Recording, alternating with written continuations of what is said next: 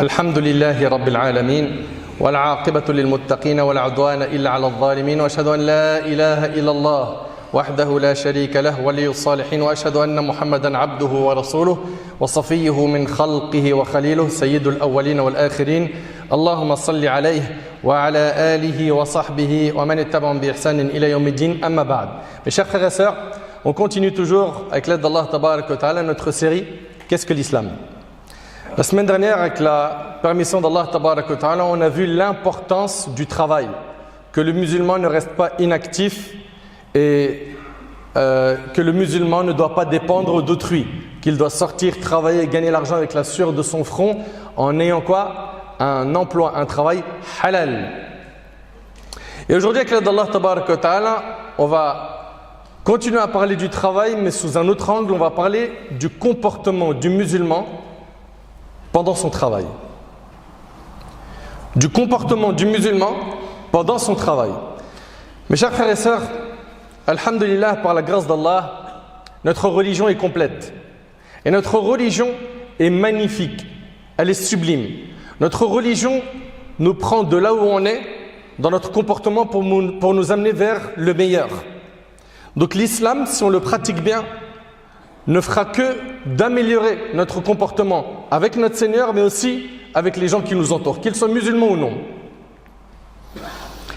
Et aujourd'hui, on va parler du musulman dans son travail. Alors qu'il soit patron, qu'il ait monté son entreprise ou qu'il soit salarié, je vous demande s'il vous plaît, barakallahu fikum, d'être très attentif. Très attentif à ce qui va venir. Pour commencer, notre prophète, alayhi salatu wassalam, dans le hadith d'Abi Huraira, qui est rapporté par l'imam Abu Daoud, il a dit Al-Muslimuna ala shurutim. Les musulmans se tiennent à leur engagement. Le musulman, il respecte son engagement, il respecte les conditions de son engagement. Tu as signé pour tel emploi. Alhamdulillah, tu as réussi à obtenir un CDD ou un CDI. Maintenant que tu travailles, il faut que tu saches que tu dois respecter quoi? Des conditions. Les conditions de l'emploi. Il s'engage au début, puis après, petit à petit, ça s'évapore. Alors nous, ce qu'on aimerait, c'est de parler de comment doit se comporter, alors pas le musulman exemplaire, parce que normalement, quand on dit musulman, tu es censé être exemplaire. On va voir avec l'aide d'Allah Tabarak wa Ta'ala comment est-ce que le musulman il doit se comporter dans son travail. Toi qui as entendu parler de l'engagement, sache que juste après l'engagement, sois quelqu'un de amin, digne de confiance. Et c'est le premier point qu'on va aborder ensemble. Tu te dois, mon cher frère, ma chère sœur, d'être quelqu'un de amin, digne de confiance. Allah Tabarak wa Ta'ala dit Inna Allah ya'murukum an tu'addu al-amanati ila ahliha. Certes, Allah vous commande de rendre les dépôts à leurs ayants droit. Et le prophète alayhi salatu wassalam a dit dans le hadith rapporté par Tirmidhi sur Abu Huraira, restitue le dépôt à celui qui te l'a confié et ne trahis pas celui qui t'a trahi. Restitue le dépôt à celui qui te l'a confié et ne trahis pas celui qui t'a trahi. Toi donc, en tant que salarié, ou même en tant que patron, sois quelqu'un de digne de confiance. Sois quelqu'un de digne de confiance, sois quelqu'un d'honnête. Et surtout, apprends à ne dire que la vérité. D'après Abdullah ibn Mas'ud radiyallahu anhu, le prophète sallallahu alayhi wa sallam a dit la sincérité mène aux œuvres de bien. Et les œuvres de bien mènent au paradis. L'homme ne cesse de dire la vérité jusqu'à ce qu'on le mentionne auprès d'Allah sous le nom de véridique. Il dit tellement la vérité que le prophète sallallahu alayhi wa sallam dit quoi? Qu'on le mentionne auprès d'Allah sous le nom de véridique. Le mensonge mène aux mauvaises actions et les mauvaises actions mènent à l'enfer. L'homme ne cesse de mentir jusqu'à ce qu'on le mentionne auprès d'Allah sous le nom de menteur rapporté par le Bukhari Muslim. Gardez donc en tête qu'on doit toujours être véridique. Tu ne mens jamais. Oui, mais j'ai des consignes par mon responsable, par mon directeur, que pour vendre, je vais devoir mentir un peu. Non. Ça, tu peux pas. Oui, mais moi, en fait, j'ai de la marchandise. Je suis obligé de tricher un peu, de mentir un peu pour pouvoir la vendre. Tout ça, c'est interdit. Alors, on va voir ici plein de cas pratiques. Le mensonge dans l'argumentaire de vente. On voit des gens, tu viens acheter par exemple un vêtement, ok? Au marché par exemple. Et il te dit c'est 100 €.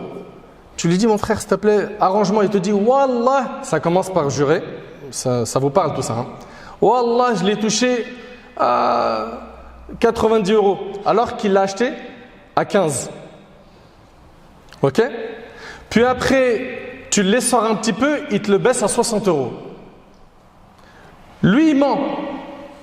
Et il croit que ce qu'il fait, c'est correct. Pourquoi? Parce qu'autour de lui, tout le monde fait ça. Ne soyez jamais de cela. Subhanallah, vous passez par des moyens illicites, interdits en islam, pour vendre. Le musulman, il est honnête. Il ment pas. Allah tabarak wa ta'ala nous dit: Ya ayyuhalladhina amanu taqullaha wa kunu ma'as sadiqin. Ô vous qui croyez, craignez Allah et soyez avec les véridiques. Certains, malheureusement, le mensonge, c'est un slogan dans leur vie. Il a tout le temps une excuse avec le mensonge. Pourquoi tu arrives en retard? Il ment. Il y avait un accident sur la route. C'est toi qui as fait cette erreur dans le travail? Il ment. Pour se couvrir.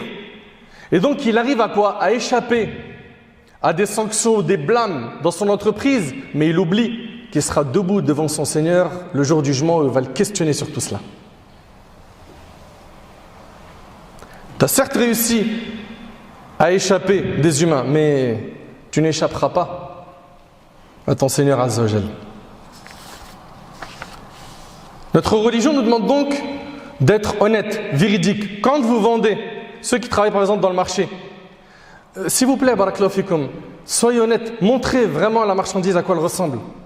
Non, il cache le mauvais, il montre le bon en haut, et après quand il fait un sac de fruits ou de légumes, il mélange tout. Allez, tiens, alhamdulillah, aujourd'hui on a réussi à liquider au moins 200 kilos de légumes pourris. On l'a échappé belle, on allait tout jeter à la poubelle. T'es content? T'as vendu en trichant, en étant malhonnête. Selon Abu Hurayra radiyallahu anhu, le hadith il est rapporté par Muslim, le messager d'Allah sallallahu alayhi wa sallam passa un jour devant un tas de blé. Il y introduisit sa main et ses doigts y sentirent la présence d'eau. Donc il y avait une présence d'eau dans le blé, en bas. Il dit: qu'est-ce donc que cela au propriétaire de ce blé? Il dit: il a été mouillé par la pluie du ciel, au messager d'Allah. Il lui dit: pourquoi est-ce que tu n'as pas mis les grains mouillés à la surface du tas afin que les gens le voient? Celui qui ne trompe n'est pas des nôtres. Et ça, c'est pas quelque chose qu'on voit encore, ça? Et après, il se félicite. Il se félicite. La tromperie, elle riche, c'est interdit en islam. Interdit. Ceux qui, par exemple, on connaît ça au bled, pour certains parmi nous, il va mélanger l'eau avec le lait. Pourquoi? Pour vendre plus. Ou bien le miel coupé à du sucre. Tout ça, c'est quoi? Ils le font pour s'enrichir. C'est haram. C'est illicite. Ou bien ils vont utiliser at-tadlis, des ruses. C'est le fait de mélanger quelque chose de mauvaise qualité à quelque chose de bonne qualité. Tout ça, c'est pas permis. Pourquoi? T'en aurais parlé à l'acheteur. Il aurait vu ça. Il aurait acheté? Non. Donc sois honnête. Une parmi les grandes failles, c'est aussi le fait de cacher les défauts. Il va vendre un téléphone portable, mais il ne dit pas que la batterie, elle ne charge pas. Ok? Il va vendre une voiture, mais il ne dit pas que les vitres ne descendent pas. Ou bien il va la vendre exprès dans un endroit tard, la nuit, dans un endroit où il y a peu d'éclairage. C'est sombre pour qu'il ne voit pas les défauts, les rayures. Il prend l'argent et il part. Tu as trahi. Tu as triché. Tu as fait quelque chose de grave. Mais malheureusement, ce qui a été dicté dans les codes de certains aujourd'hui, c'est quoi? C'est tu as réussi à la vendre. Waouh! Ah, bon débarras. Ah, t'as bien fait. Bonne affaire. Ah, il l'a pas vu venir celle-là. La hawla wa la quwwata illa billah al-ali al-azim. Et toi aussi, tu vois pas venir ce que tu risques le jour du jugement par tout ce que tu es en train de faire. Certes, tu as gagné quelques sous ici. C'est vrai, tu t'en es sorti peut-être avec des grandes enveloppes. Mais le jour du jugement, qu'est-ce que tu vas répondre à Allah yawm al-qiyamah? Qu'est-ce que tu vas lui dire?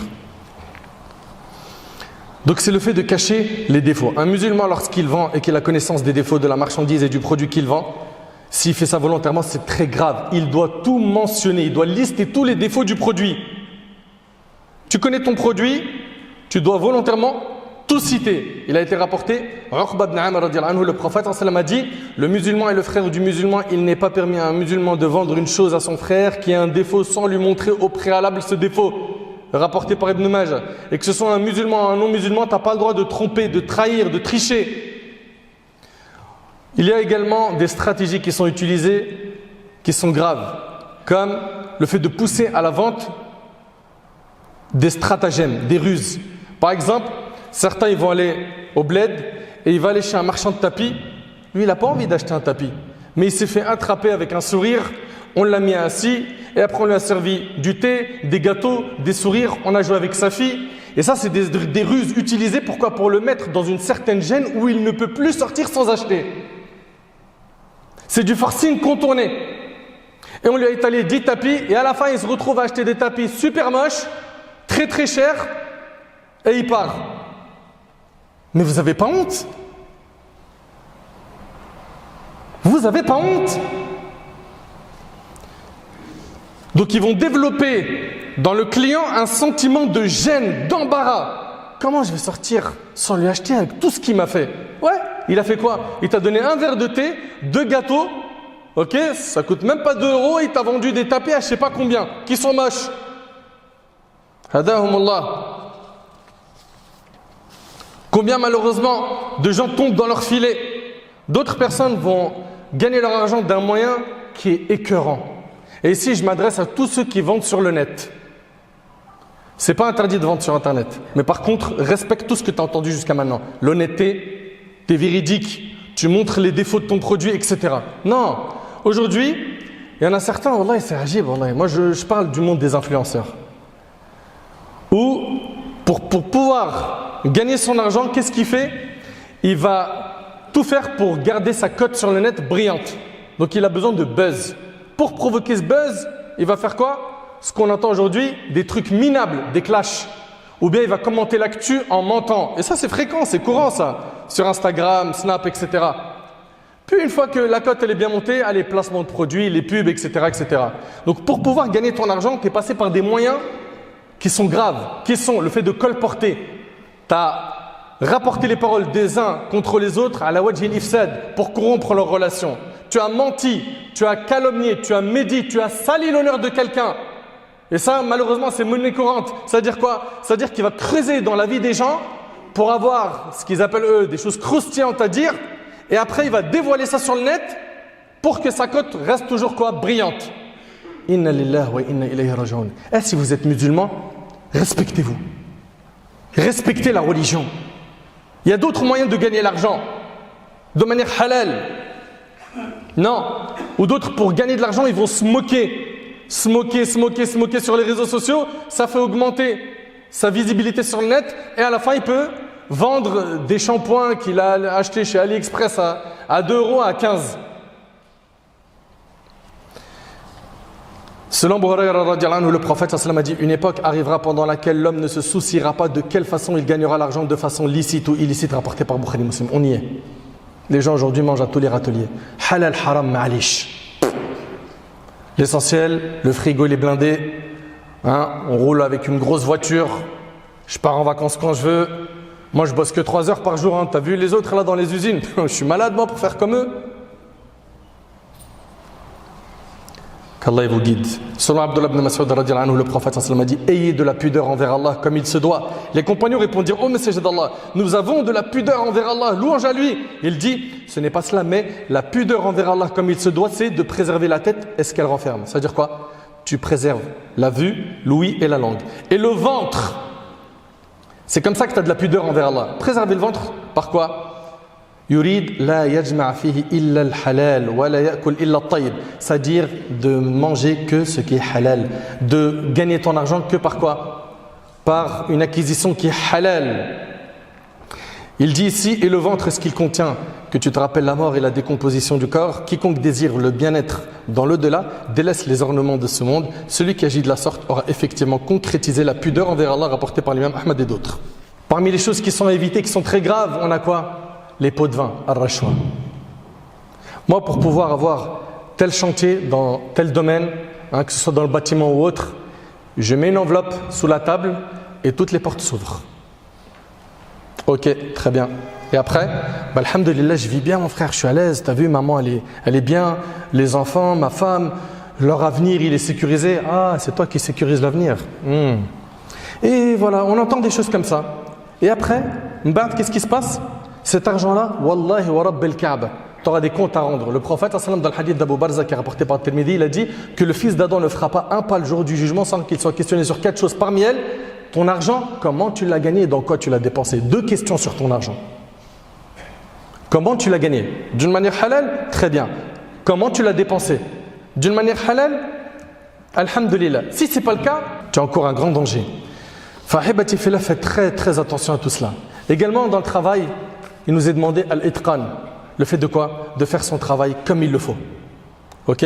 Alors, on pourrait dire de le faire à la perfection, ok? Mais on le sait que personne n'est parfait. Et de temps en temps, il arrive que même les meilleurs se trompent. Mais ce qu'il faut, c'est quoi? C'est de se